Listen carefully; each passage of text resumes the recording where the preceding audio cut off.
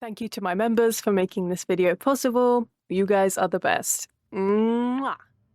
In the world of Dark Souls, the Abyss is more than a state of collapse. It's a physical being, a forever lusting hunger, a philosophical unraveling of what the flame tries so desperately to preserve. And yet, in Dark Souls 3, the Abyss is curiously absent, at least in name.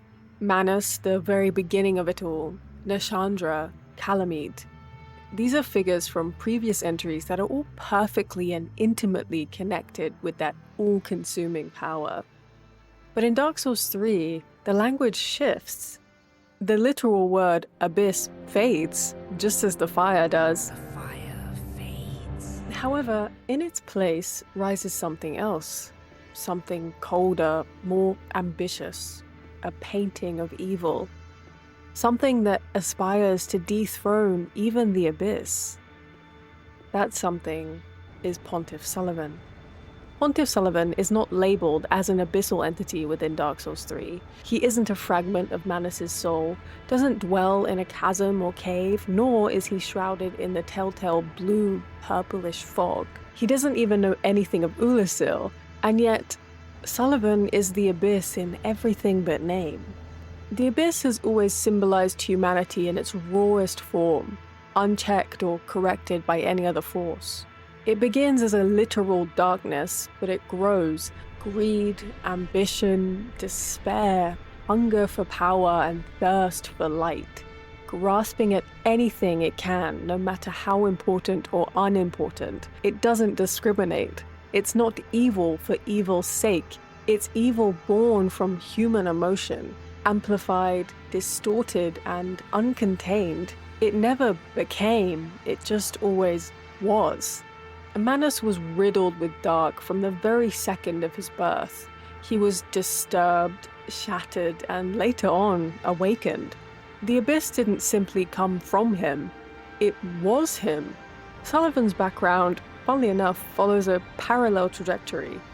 As we all know, he was born in the painted world of Ariandel, a place often associated with forgotten or unwanted truths, and a place meant to be the embodiment of calm away from prying eyes. He left the painting, and on his travels, Sulyvahn discovered the profaned flame, a combination of flame and abyss in an attempt to revive chaos once more. This flame is never fully explained, but as we understand it, it has some correlation to Aslana and Ilium Lois. But aside from that, its effects are clear. It corrupts, twists, and inspires violent ambition. When Pontiff set his eyes upon it, he had no thoughts of seeking to destroy it. He wanted to wield it. It's from there that he spreads his influence all over Lordran, worming his way into what feels like every possible corner in one way or another. He usurps Gwyndolin and takes Irithyll for himself, in turn claiming his stake on top of the old capital of the gods, Honor Londo. He imprisons Aldrich after tempting him with a delicious meal below the chamber of the princess. He enslaves giants, installs himself as both ruler and forsaken god. The Church of the Deep, the Outrider Knights, and the Profaned Flame, they are all extensions of his will, brought to their current state by Sulyvahn's endless greed. He does not spread the Abyss. He institutionalizes it, turns it into a state of social standing, makes it into sorcery, takes everything the Abyss is and places it into his soul, seeking to become something more frightful than Manus, perhaps. This is where I think Pontiff Sulyvahn transcends the traditional role of what it means to be of the Abyss. Where Manus and the Four Kings represented raw Abyss, Sulyvahn represents order backed by Abyss. He doesn't allow the Abyss to consume him. He refines it, weaponizes it, chains it into structure and doctrine, pushes it to a greater power. Sulyvahn does not fall into the Abyss. He becomes its priest. The Abyss has, and always will, dehumanize.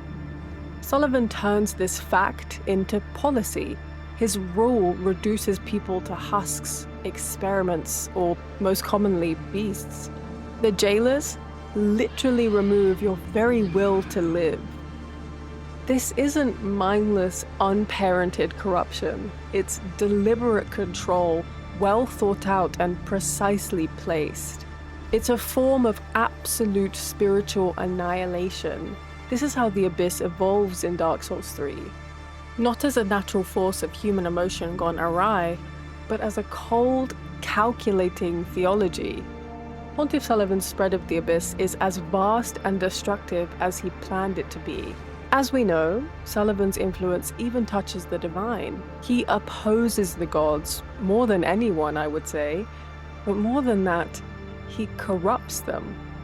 This is not a rebellion like Karth, it's pure desecration.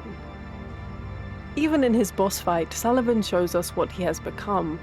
Controlled duality, fire and dark, authority and chaos, light and shadow. The Abyss has never needed stature in order to thrive. In Dark Souls 3, it wears the face of a self-proclaimed king, the robe of a priest, and the eyes of a tyrant. He is said to have been born in the painted world, but he never aspired for peace. He only ever wanted power. Pontiff Sullivan didn't get consumed by the Abyss. He overpowered it. He brought it into the waking world, and he built an empire around it.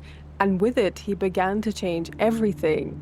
Beasts that lose themselves, magic that warps reality, a daughter and a knight undone by meticulous corruption.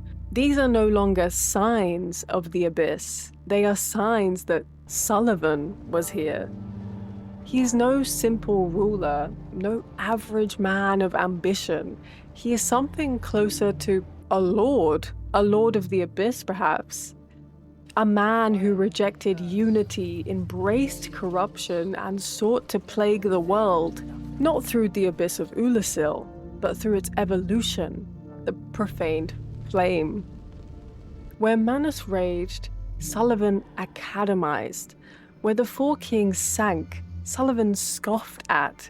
Where Artorias fell, Sullivan ascended.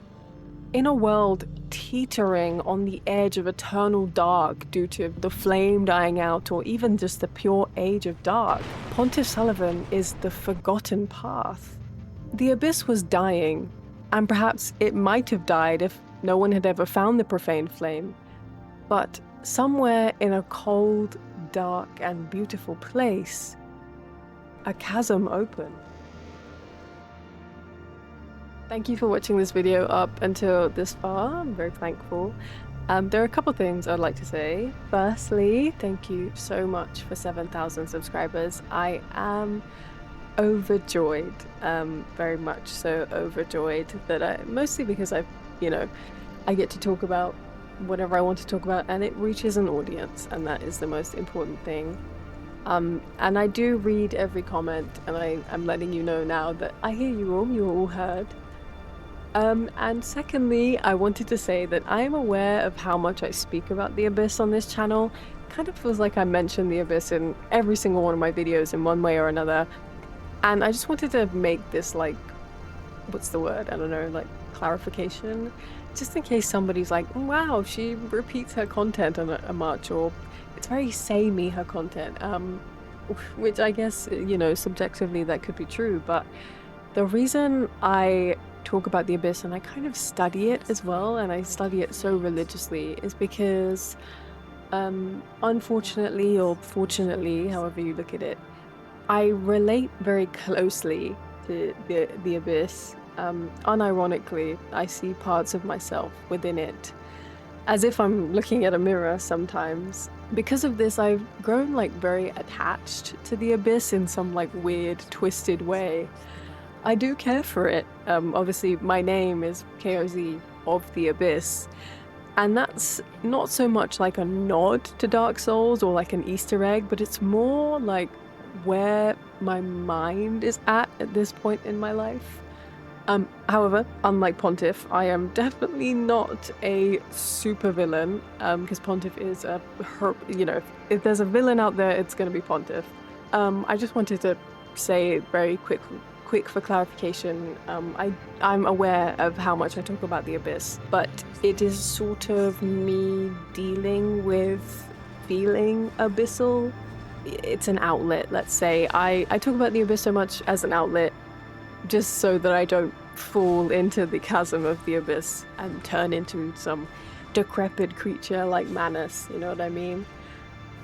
So yeah, if you have watched up until this far, I am very thankful. Once again, thank you for 7,000 subscribers. I love you all. You guys are great. And as always, praise the sun. And do not fall into the abyss, please. Don't you dare let yourself go hollow, lest my time spent on you be wasted.